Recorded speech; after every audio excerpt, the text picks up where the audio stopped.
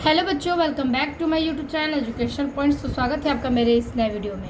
आज हम लेके आए हैं आप लोगों के लिए क्लास 10th मैथ का आपका जो चैप्टर 3 है, दो चरों वाले रैखिक समीकरण युग्म, उसका आज हम देखने वाले हैं प्रश्नावली 3.4। यानी कि 3.4 के जो हमारे सभी प्रश्न हैं उन सबके हम हल को आज के इस वीडियो में देखेंगे।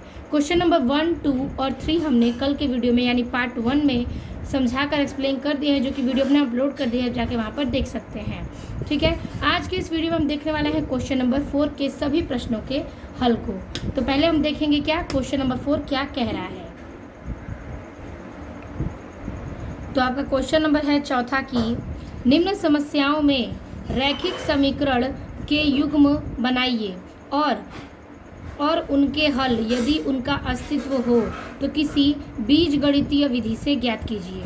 ठीक है, तो रैखिक समीकरण युग्म से इसे हल करना है और बीजगणितीय विधि द्वारा ये ज्ञात करना है।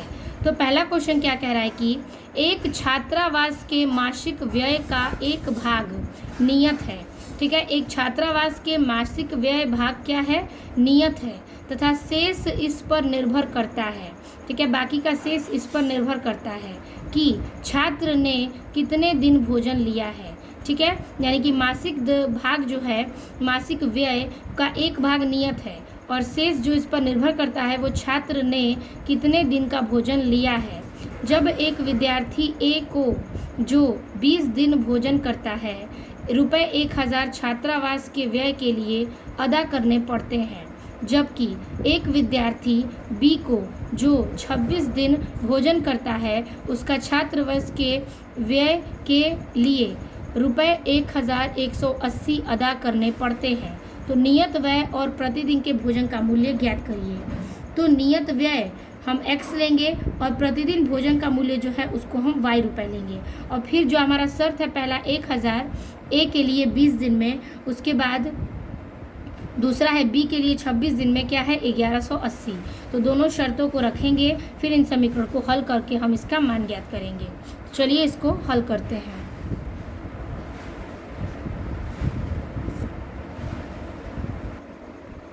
तो चौथे का पहला प्रश्न है कि सबसे पहले हम मानेंगे क्या, नियत व्यय। तो लिखेंगे कि मान लिया कि नियत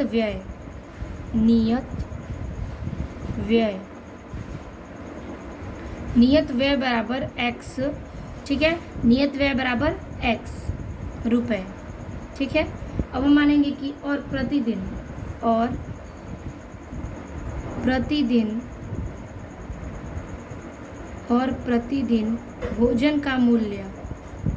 भोजन का मूल्य बराबर y रुपए।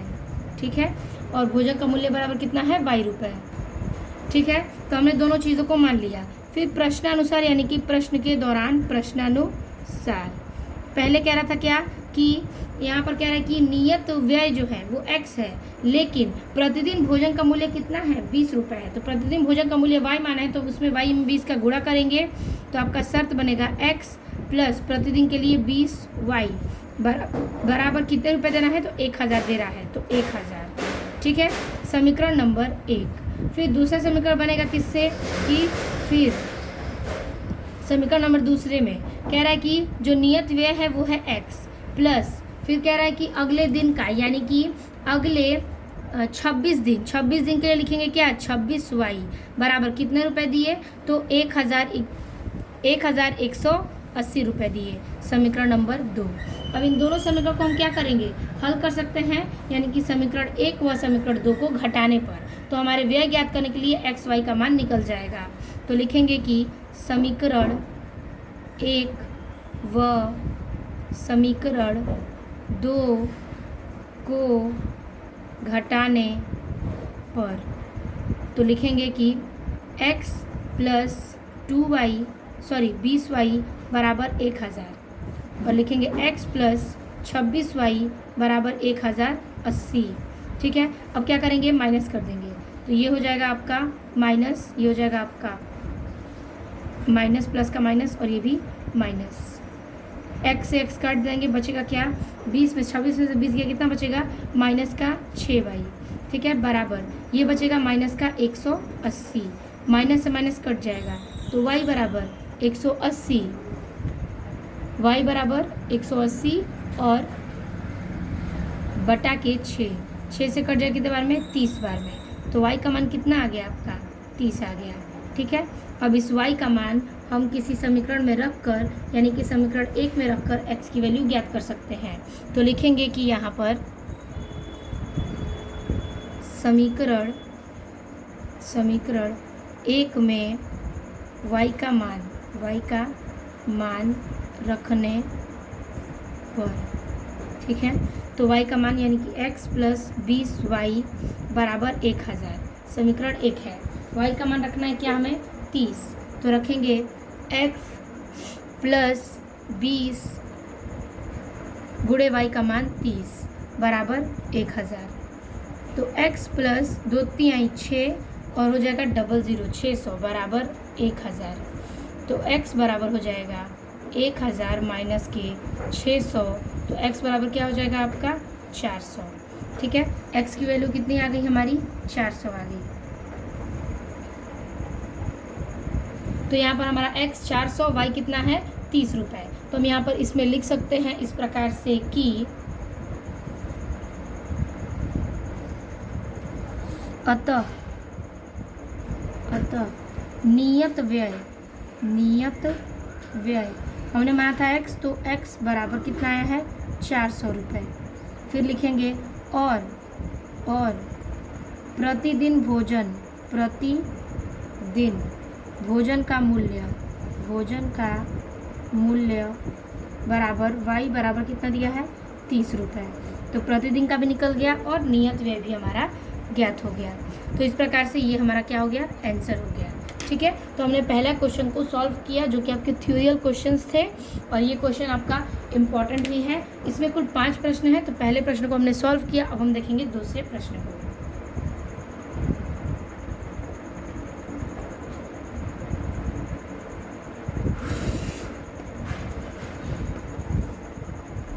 तो दूसरा प्रश्न इसमें कह रहा है इस प्रकार से कि एक भिन्न 1/3 हो जाती है जबकि उसके अंश में 1 घटा दिया जाए, अंश यानी कि ऊपर में 1 घटा दिया जाए तो वह 1/4 हो जाती है। जब हर में 8 जोड़ दें, हर यानी नीचे में 8 जोड़ दें तो जोड़ दिया जाता है, तो वह भिन्न ज्ञात करिए। तो आपको 2 चीज़ें दी गई हैं, 1/3 और 1/4। 1/3 में 1 घटाना है और 1/4 में 8 जोड़ना है। उसके बाद आपको हल करके इस भिन्न को ज्ञात करना है। तो चलिए इसको भी हल करते हैं। तो दूसरे प्रश्न को हल करेंगे। सबसे पहले हमें मानना क्या होगा कि मान लिया कि भिन्न क्या, अंश क्या है और हर क्या है। तो लिखेंगे कि माना भिन्न का अंश बराबर x तथा भिन्न का हर बराबर y है, ठीक है। तो लिखेंगे कि इसलिए भिन्न बराबर अंश बटे हर, अंश बटा हर, अंश क्या है x और बटे में y, ठीक है। हमने ये मान लिया। अब हम क्या करेंगे कि क्वेश्चन में कह रहा है पहले कि इस प्रकार से कि एक भिन्न 1/3 हो जाता है और जबकि उसमें अंश 1 घटा दिया जाए, ठीक है।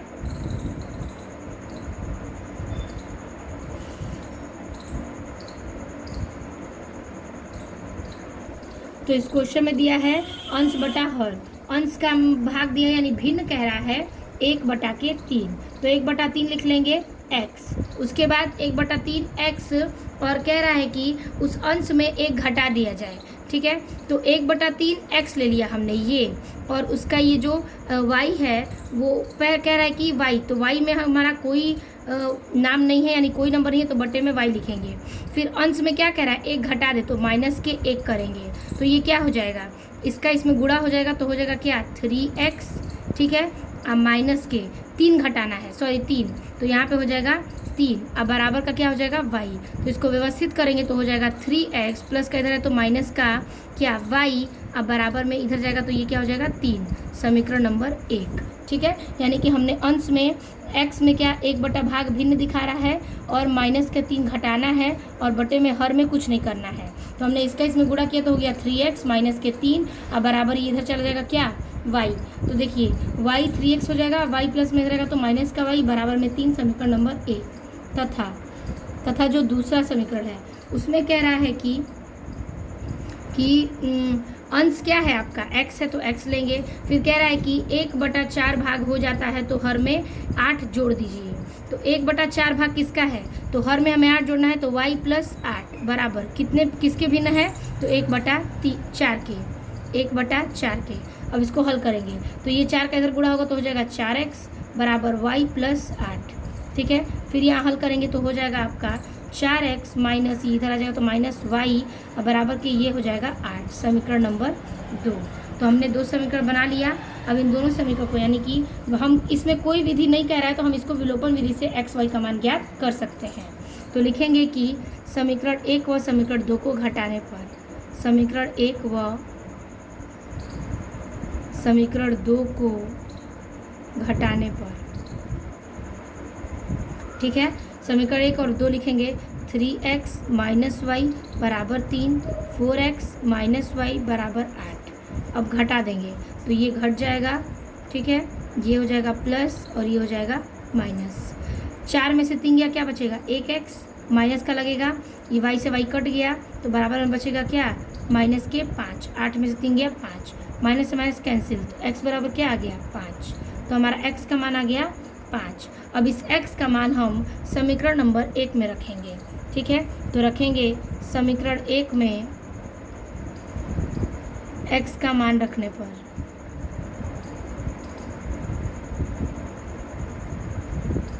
ठीक है, समीकरण नंबर 1 हमारा क्या है, समीकरण 1 है आपका 4x माइनस वाई बराबर के 8, ठीक है। तो 4x का मान क्या है हमारा 5, तो गुणे में 5 माइनस वाई बराबर 8, 5 चौके 20 माइनस वाई बराबर 8। तो हो जाएगा y बराबर 8, ये प्लस इधर आएगा तो माइनस का 20, तो y बराबर क्या आ जाएगा आपका, ये भी माइनस में लगेगा, माइनस y बराबर 20 में से 8 गया, कितना बचेगा माइनस का 12, माइनस से माइनस कट गया तो y बराबर क्या आ जाएगा, आंसर हमारा 12, ठीक है। तो y बराबर 12 और x बराबर कितना आ गया 5। तो हमको भिन्न संख्या ज्ञात करनी थी, तो हम लिखेंगे कि अतः भिन्न बराबर अंश बटा हर, अंश क्या था x और बटे में हर क्या था y, x का मान आया है 5 और y का मान 12, तो ये हमारा आंसर हो गया भिन्न के बराबर 5/12। तो हो गया ये हमारा दूसरे प्रश्न का भी हल। अब हम देखेंगे प्रश्न संख्या तीसरे को।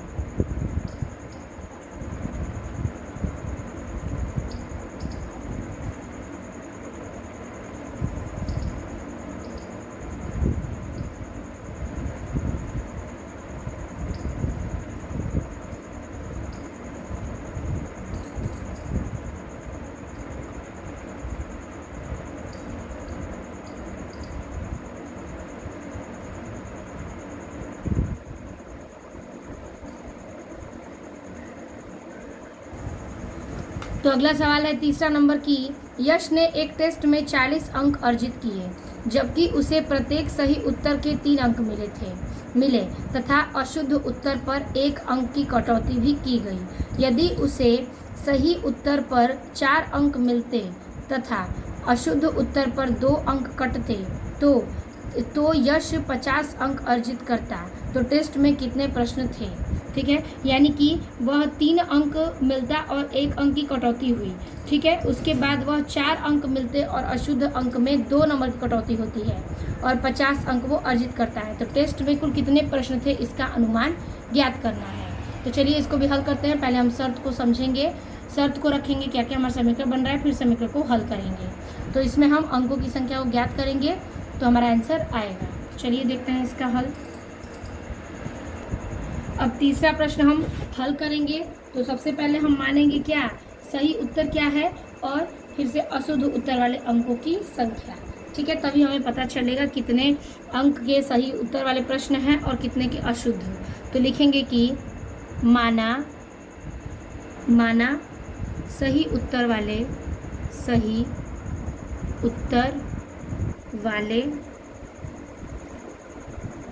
प्रश्नों की संख्या बराबर क्या है, x है। ठीक है, तथा अशुद्ध उत्तर वाले प्रश्नों की संख्या बराबर y है। ठीक है, तब कुल प्रश्नों की संख्या क्या होगी कि x प्लस वाई होगा। ठीक है, तो हमने इतना मान लिया कि कुल प्रश्नों की संख्या क्या है, x प्लस वाई है। अब हम इसमें क्या करेंगे कि देखेंगे कि अब प्रश्नानुसार, जो प्रश्न के अनुसार बात हुई थी, तो प्रश्नानुसार, ठीक है, पहले कह रहा है कि उसे पहले वाले प्रश्न में ये है कि वो टेस्ट में 40 अंक अर्जित किए और कह रहा है कि 3 अंक मिले और अशुद्ध अंक क्या है, 1 है, जो कि अंक की कटौती हुई है। तो अशुद्ध उत्तर पे क्या 1 की कटौती हुई तो y 1 हो जाएगा और सही उत्तर में कितने नंबर मिले हैं उसको, तो मिले हैं 3 नंबर, तो 3 यहाँ होगा। तो हम लिखेंगे क्या 3x माइनस के 1y बराबर, उसको अंक कितने मिले हैं 40 अंक, 40 समीकरण नंबर 1। ठीक है, यानी कि सही प्रश्न में मिले हैं 3 नंबर तो 3x और उत्तर जो अशुद्ध है, गलत उत्तर है, उसके हमारे कटे हैं क्या 1 नंबर, तो 1y यानी 1y और बराबर क्या हो जाएगा आपका 40 अंक उसने प्राप्त किए समीकरण नंबर 1 से।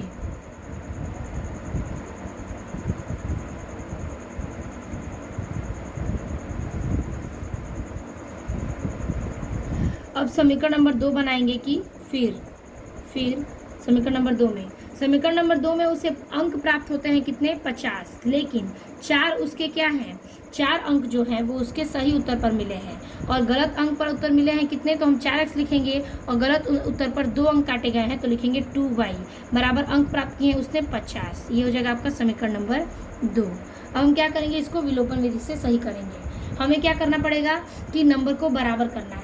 तो देखिए ये तो बराबर हो नहीं पाएगा, तो हम समीकरण नंबर 1 में 2 का गुणा करेंगे।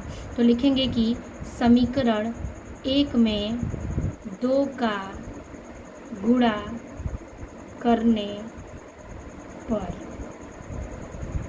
ठीक है, समीकरण 1 नोट करिए 3x माइनस 1y बराबर 40। गुणा करेंगे किसका 2 का, तो 2 से 3 में करेंगे 6x माइनस 2 में 1 का करेंगे 2y बराबर 40 दूना के 80 समीकरण नंबर 3। अब समीकरण 3 वह समीकरण 2 को घटाने पर, तो लिखेंगे यहाँ पर समीकरण 3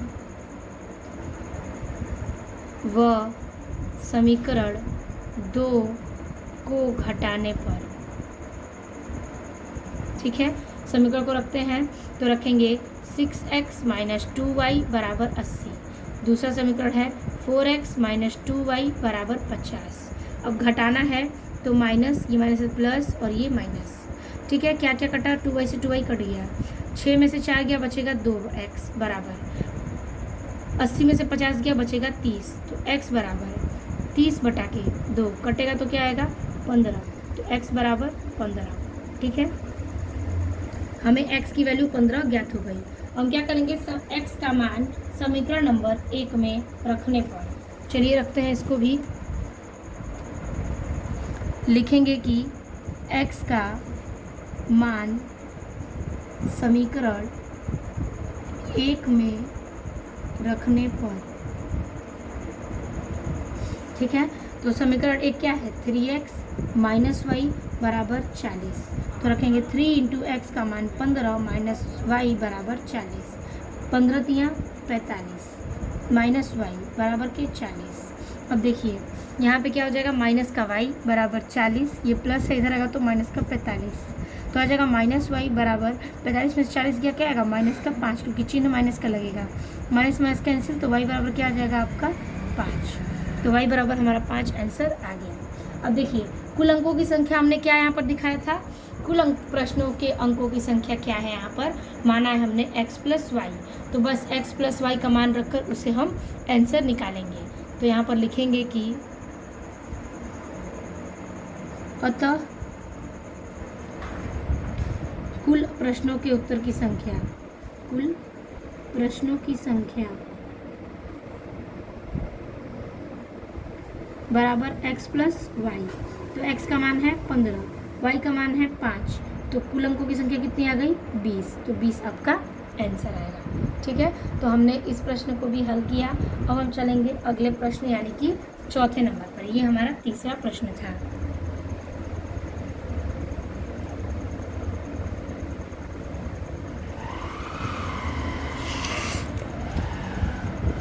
तो देखिए चौथा प्रश्न क्या कह रहा है इसमें कि एक राजमार्ग पर दो स्थान ए और बी 100 किलोमीटर की दूरी पर है। एक कार ए से तथा दूसरी कार बी से एक ही समय पर चलना प्रारंभ करती है। यदि ये कारें भिन्न भिन्न चलों से एक ही दिशा में चलती हैं तो वे 5 घंटे पश्चात मिलती हैं। ठीक है, भिन्न भिन्न चाल से चलती हैं तो क्या करती हैं वो 5 समय पश्चात यानी कि बाद में मिलती हैं। यदि वे विपरीत दिशा में चलती हैं तो 1 घंटे के पश्चात मिलती हैं। दोनों कार की चाल ज्ञात करिए। यानी कि वही चीज़ अगर वह एक साथ चलती हैं और एक ही रास्ते पर चलती हैं तो 5 घंटे बाद मिलती हैं अलग अलग रास्ते से, लेकिन वह एक ही दिशा से निकलकर 2 अलग अलग रास्ते से जाती हैं तो 1 घंटे पश्चात वो दोनों मिलती हैं। तो हमें क्या करना है कि दोनों कार की चाल को ज्ञात करना है। तो चलिए पहले चीज़ों को समझते हैं यानी मानते हैं, उसके बाद समीकरण बनाएंगे, फिर हल करेंगे और हमें दोनों कार की चाल की मान निकल जाएगी। तो चलिए उसको भी देखते हैं। तो देखिए हमारा चौथा सवाल कैसे हम लिखेंगे। सबसे पहले हम लिखेंगे क्या कि मान लिया कि ए से चलने वाली कार की चाल क्या है, फिर बी से। ठीक है, तो लिखेंगे कि माना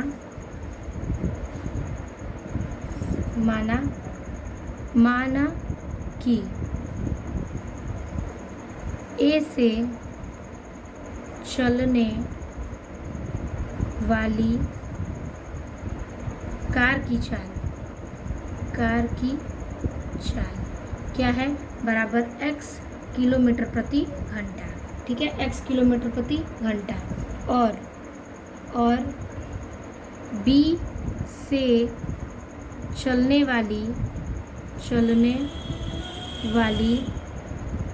कार की चाल बराबर दिया है y किलोमीटर प्रति घंटा। ठीक है, एक को माना हमने x और दूसरे को माना y। ठीक है, x और y हमने इसको माना। अब देखिए क्या करेंगे, लिखेंगे कि तब प्रश्नानुसार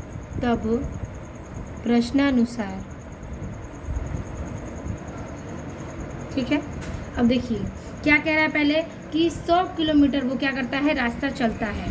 तो यहाँ पर हम पहले एक फिगर बनाएंगे, ये A है, ये C है और बीच में ये B है। ठीक है, 100 किलोमीटर की ये क्या है दूरी है, 100 किलोमीटर की। ठीक है, और वो यहाँ से लेकर यहाँ तक से जाता है। ठीक, तो यहाँ पर ये जो यहाँ से यहाँ तक जा रहा है तो उसे क्या कर 5 घंटे पश्चात मिल रहा है। तो 5 घंटे पश्चात मिलेगा तो क्या मानेंगे हम 5x मानेंगे। ठीक है, और यहाँ पर हम लिखेंगे कि क्या दूरी बराबर चाल घूरते समय। ठीक है, तो हमने चाल क्या माना, चाल माना था x, घूरते समय क्या है हमारा 5 घंटा, तो कितना हो जाएगा 5x। तो 5x हमने यहाँ तक की मान ली पूरी दूरी। ठीक है, 5 घंटे में यहाँ पर सेंटर पे जाएगी और ए बी की कार है। अब देखो यहाँ पे हम क्या करेंगे, दूरी बराबर समय है तो हम एक बार क्या करेंगे, जो y चाल है b की चाल, तो b के लिए लिखेंगे y और गुणते कितना है, तो y के पास भी वो 5 घंटे में ही जा रही है तो 5 घंटे के लिए 5, तो लिखेंगे क्या 5y। तो हमारा 5y और ये हो जाएगा आपका 5x यहाँ तक की, और ये हो जाएगी आपकी b से c की दूरी कितनी 5y। ठीक है, अब देखिए समीकरण हम कैसे बनाएंगे।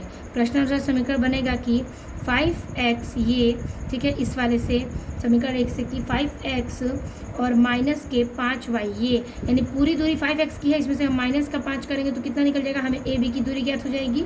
तो 5x माइनस का 5y बराबर 100 दिया है। अब इसे 5 कॉमन ले लेते हैं तो हो जाएगा x माइनस वाई बराबर के 100। 5 से ये कट गया कितने बार में? 20 बार में। तो x माइनस वाई बराबर के 20 समीकरण नंबर 1। ठीक है, ले लिया समीकरण नंबर हमने 1। अब हम क्या करेंगे, दूसरा एक और फिगर बनाएंगे जिसमें कि दूरी पर चल रही है। तो क्या हो रहा है कि 1 किलोमीटर यानी कि 1 घंटे बाद मिल रही है। तो लिखेंगे तथा यही आपका फिगर है। यहाँ पर C मानेंगे, यहाँ पर A मानेंगे, यहाँ पर B मानेंगे। ठीक है, ये भी कितनी है? 100 किलोमीटर है। ठीक है, तो हमें A और B की दूरी निकालनी है ना, तो हम क्या करेंगे कि हम इसको अभी क्रॉस करेंगे, यानी हमें इन दोनों के बीच की दूरी को ज्ञात करना है। तो इन दोनों के बीच की दूरी 1 घंटे पश्चात मिल रही है। तो क्या लेंगे?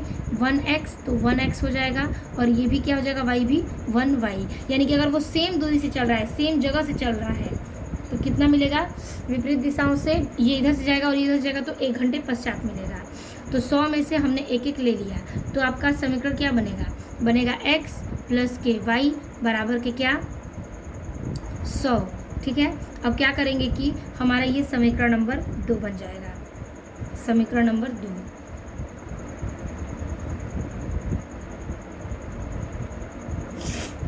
तो x प्लस वाई बराबर के 100 हमने यहाँ पर ले लिया, यानी कि ये दूरी आपकी x वाई है, तो x प्लस वाई बराबर कितना दिया है? 100। समीकरण नंबर 2। अब क्या करेंगे? विलोपन विधि से x और y का मान ज्ञात करेंगे। तो लिखेंगे समीकरण 1 व समीकरण 2 को घटाने पर।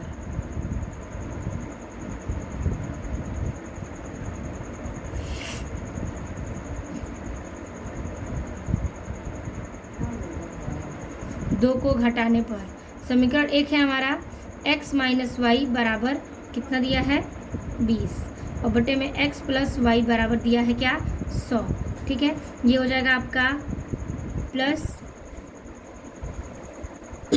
ये हो जाएगा आपका माइनस और ये हो जाएगा आपका प्लस। ठीक है, तो देखिए यहाँ पर घटाएंगे तो y विपरीत चिन्ह है, तो क्या करेंगे? ये कट जाएगा, ये बचेगा आपका 2x बराबर, ये जुड़ेगा 100 में 120, तो कितना आ जाएगा? 120। तो x बराबर 120 अब बटे में दे देगा क्या? 2 कटेगा तो क्या आएगा? 60। तो x बराबर दे दिया 60 किलोमीटर प्रति घंटा। ठीक है, अब क्या करेंगे? इस x का जो मान है, इस x के मान को हम रखेंगे अपना समीकरण नंबर 1 में, ताकि हमें y ज्ञात हो जाए। तो लिखेंगे कि x का मान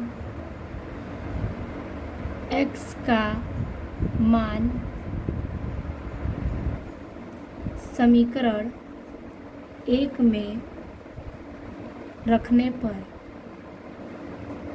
समीकरण 1 क्या है? समीकरण 1 है x माइनस वाई बराबर 20। तो x का मान है 60 माइनस वाई बराबर 20। तो माइनस वाई बराबर 20, ये प्लस इधर रहेगा तो माइनस के 60। तो माइनस वाई बराबर 60 में से 20 गया माइनस के 40, माइनस से माइनस कट गया, तो y बराबर क्या आ जाएगा? 40। तो y बराबर 40 किलोमीटर प्रति घंटा। तो x का मान कितना आ गया हमारा? 60 और y का मान 40। तो इसको हम यहाँ पर लिख देंगे इस प्रकार से कि अतः A से चलने वाली कार की चाल x बराबर 60 किलोमीटर प्रति घंटा और B से चलने वाली कार की चाल y बराबर दिया है क्या? 40 किलोमीटर प्रति घंटा। यही हमारा आ जाएगा आंसर। ठीक है, तो हमने इस प्रश्न में ये भी ज्ञात कर लिया कि कौन से चीज़ें कहाँ से आएंगी, यानी कि हमें x और y का मान पता चल गया, जो कि हमारे कार की दूरी थी। एक a वाली को माना था हमने x और b वाली दूरी को y, तो हमने x और y दोनों का मान ज्ञात कर लिया, यानी कि a से चलने वाली कार की जो चाल है वो है 60 किलोमीटर प्रति घंटा और b से चलने वाली कार की चाल है 40 किलोमीटर प्रति घंटा। तो चलिए अब देखते हैं हम इस चौथे प्रश्न के 5वें प्रश्न को। चौथा का 5वां प्रश्न है, तो ये रहा आपका चौथे का 5वां प्रश्न। कह रहा है इसमें इस प्रकार से कि एक आयत का क्षेत्रफल 9 वर्ग इकाई कम हो जाता है यदि उसकी लंबाई 5 इकाई कम कर दी जाती है और चौड़ाई 3 इकाई बढ़ा दी जाती है। यदि हम लंबाई को 3 इकाई और चौड़ाई को 2 इकाई बढ़ा दें तो क्षेत्रफल 67 वर्ग बढ़ जाता है। आयत की विमाएँ ज्ञात करिए।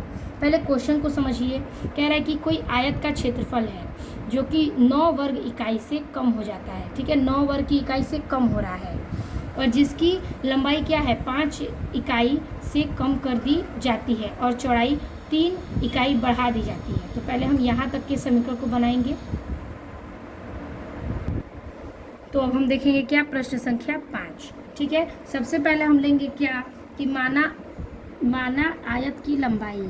ठीक है, माना आयत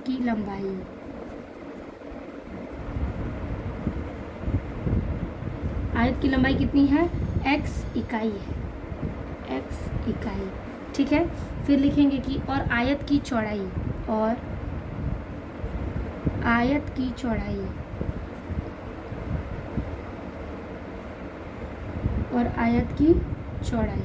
बराबर दिया है क्या, y इकाई। ठीक है, अब कह रहा है कि तब आयत का क्षेत्रफल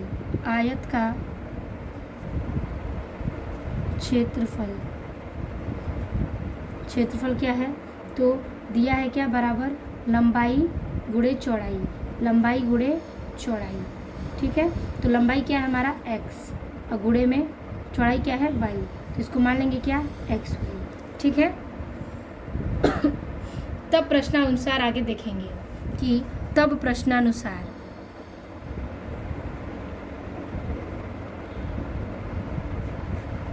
अब इसमें लिखेंगे हम इस प्रकार से कि पहले दिया है क्या कि 9 वर्ग इकाई कम हो जाता है।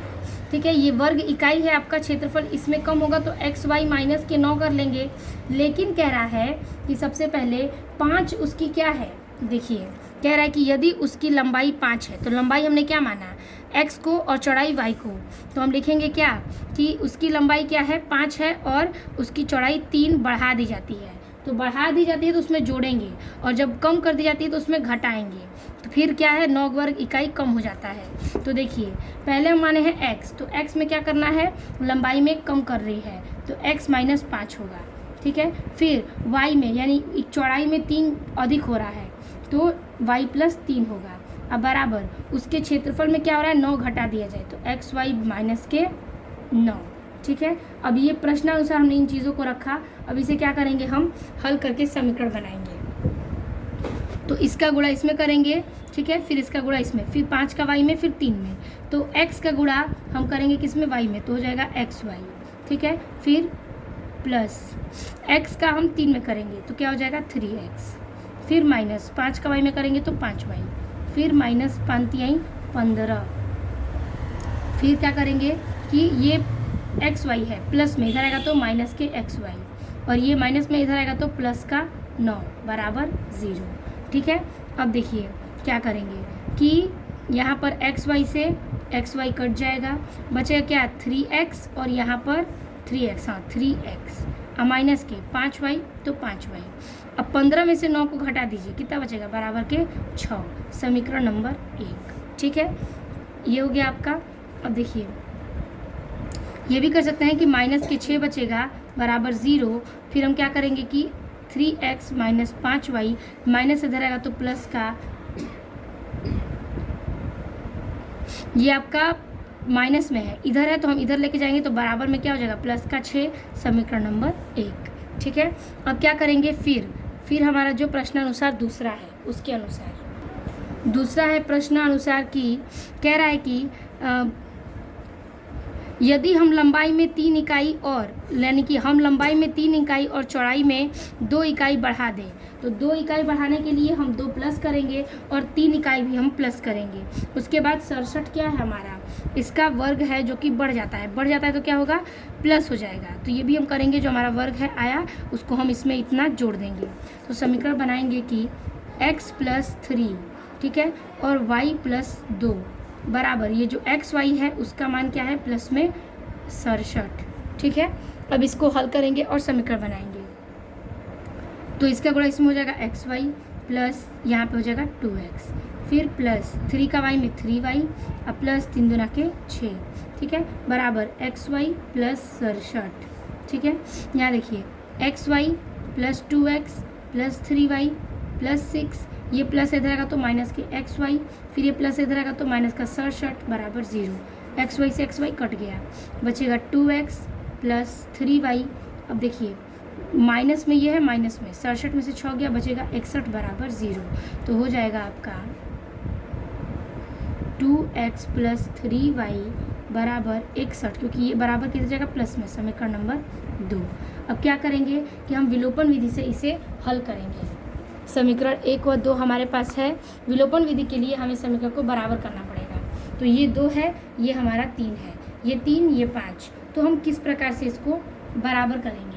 तो हम समीकरण नंबर 1 में 3 का गुणा करेंगे तो ये 6 हो जाएगा, और समीकरण नंबर 2 में अगर हम देखिए वाई वाई बराबर करेंगे, अगर समीकरण 1 में हम 3 का गुणा करेंगे तो ये 15 हो जाएगा, और समीकरण नंबर 2 में 5 का गुणा करेंगे तो ये 15 हो जाएगा। तो लिखते हैं यहाँ पर कि समीकरण 1 में, ठीक है, कितने गुणा कर 5 में 3 का गुणा करने पर, 3 का गुणा करने पर समीकरण 1 है 3x माइनस 5y बराबर 6, 3 का गुणा होगा तो तितली के 9x माइनस के 5 आई 15y बराबर के 6 तिली 18, समीकरण नंबर 3। अब क्या करेंगे, समीकरण नंबर 2 में बराबर करने के लिए 15 5 का गुणा करेंगे, तो लिखेंगे कि समीकरण 2 में 5 का गुणा करने पर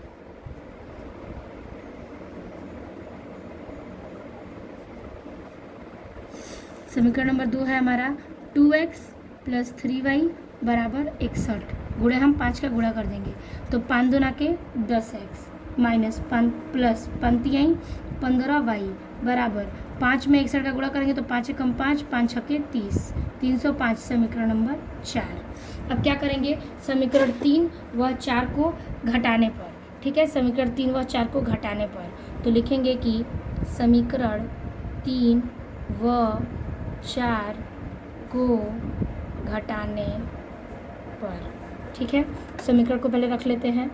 तो यहाँ पर रखेंगे समीकरण 9x माइनस 15y बराबर के 18, नीचे 10x प्लस 15y बराबर के 305, ठीक है, इससे ये कट गया तो यहाँ पर क्या बचेगा, ये प्लस ये माइनस था, ठीक है।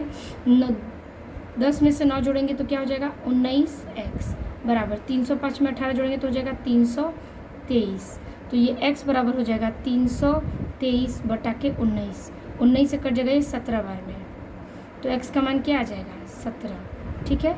आप लोग गुणा कर लीजिएगा, 19 में 17 का आएगा 323, ठीक है, तो हम x का मान उसमें रखेंगे तो हमारे यहाँ से हमारा आंसर ज्ञात हो जाएगा। अब ये x का मान निकल गया कितना 17, तो x का मान समीकरण नंबर 1 में रखेंगे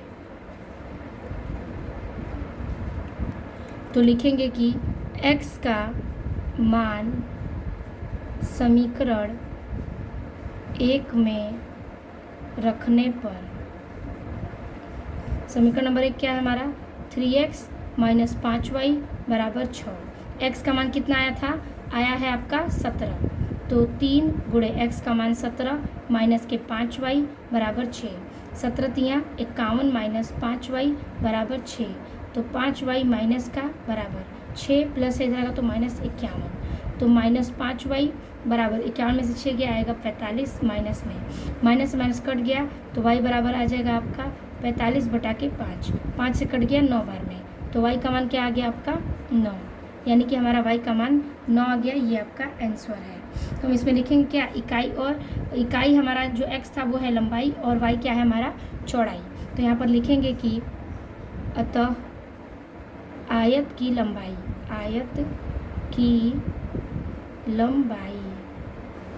x बराबर 17 इकाई है, ठीक है। फिर लिखेंगे और आयत की चौड़ाई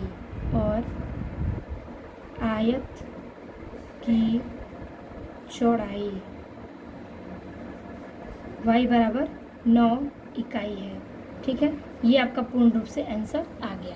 ठीक है, तो ये हमने सॉल्व करके इसका भी आंसर ज्ञात कर लिया। आई होप आपको यहाँ तक के प्रश्नों के उत्तर समझ में आ गए होंगे। तो आज की इस वीडियो में हमने देखा इन सभी के प्रश्नों के हल, यानी कि चौथा का जो हमारा प्रश्न है 5, उन सभी प्रश्नों के हल को हमने आज की इस वीडियो में सॉल्व किया। तो आज के लिए बस इतना ही। पार्ट 2 में हमने इस प्रश्नावली को समाप्त किया। वीडियो अच्छी लगी तो लाइक कमेंट अपने दोस्तों को ज़रूर शेयर कीजिएगा। मिलते हैं आपसे नेक्स्ट वीडियो में नए टॉपिक के साथ। तब तक के लिए धन्यवाद।